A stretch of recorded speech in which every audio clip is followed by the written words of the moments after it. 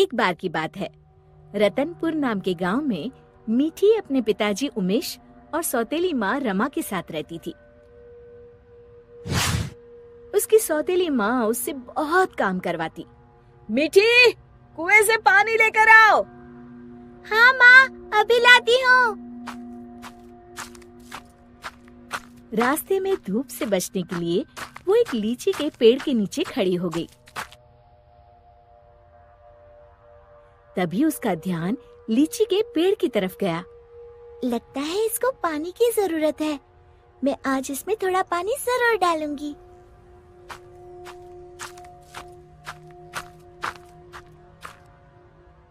लौटते समय मीठी अपने घड़े से थोड़ा पानी लीची के पेड़ में डाल देती है। अब ये उसका रोज का नियम हो गया। जाते समय थोड़ी देर रुकती और आते समय थोड़ा पानी उसमें डाल देती। उसी पेड़ में एक चुड़ैल रहती थी। इतना ठंडा और मीठा पानी बड़े दिनों के बाद मिला है। एक दिन चुड़ैल ने सोचा, क्यों ना इस लड़की को दोस्त बनाया जाए।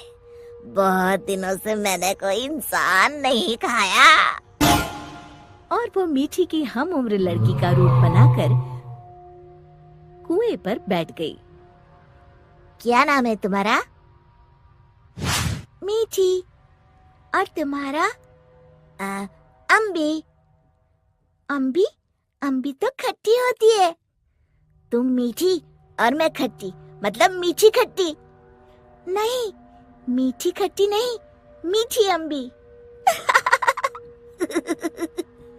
दोनों खिलखिलाकर हंसने लगती है। अरे, मुझे तो तुमसे बातें करके बड़ी देर हो गई। और जल्दी से घड़ा लेकर घर के लिए चल दी। थोड़ा सा पानी उसने लीची के पेड़ में भी डाल दिया। चुड़ैल बहुत दिनों से अकेली रह रही थी। उसे मीठी का साथ अच्छा लगा। वैसे मीठी अच्छी लड़की है, क्यों ना इसे अपनी दोस्त बना लूं। ऐसे ही रोज मीठी और अम्बी कुएं पर मिलती और ढेर सारी बातें करती, खूब हंसती, खिलखिलाती।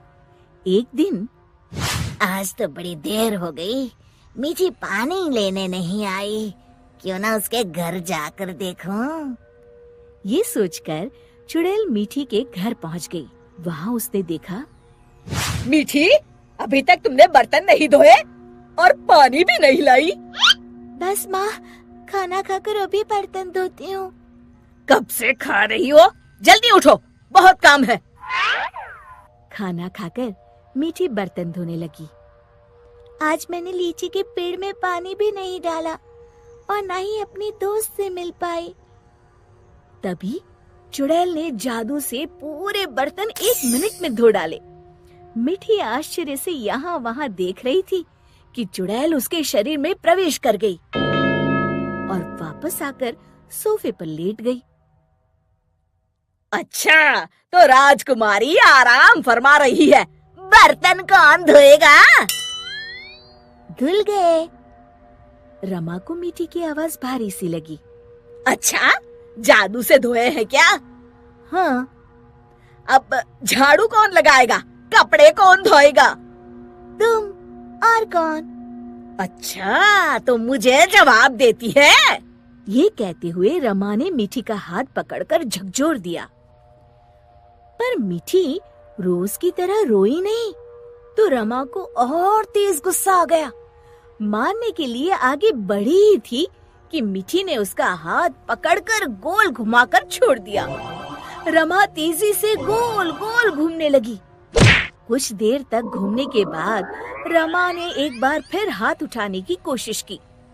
इस बार एक धक्के में रमा घर के चारों कोनों में टकराई और फिर एक कोने में जाकर गिर पड़ी। अब जाकर कपड़े धो। जाती हूँ।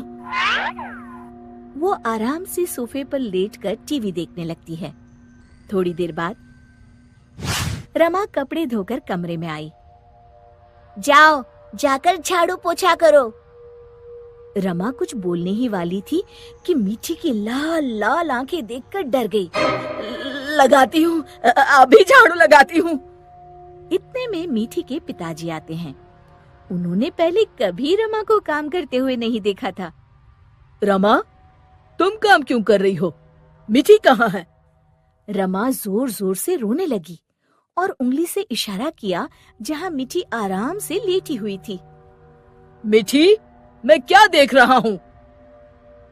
मीठी के पिताजी उसका हाथ पकड़कर उसे उठाते हैं, पर मीठी को देखकर बुरी तरह डर जाते हैं और पीछे हट जाते हैं। ये देखकर मीठी के शरीर में घुसी चुड़ैल जोर जोर से हंसती है।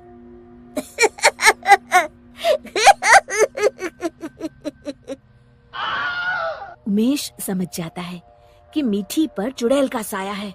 कौन हो तुम और यहाँ कैसे आई?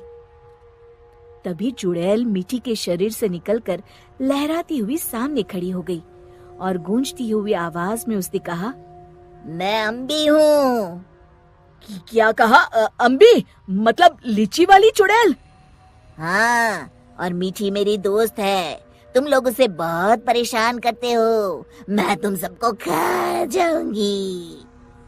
उमेश और रमा डर के मारे थर थर कांपने लगे। हमें माफ कर दो अम्बी, आज से हम ऐसा नहीं करेंगे। हाँ हाँ, हमें माफ कर दो, आज से हम ऐसा नहीं करेंगे। मैं कसम खाती हूँ, मीठी को अपनी सगी बेटी की तरह ही रखूंगी। नहीं, तुम सब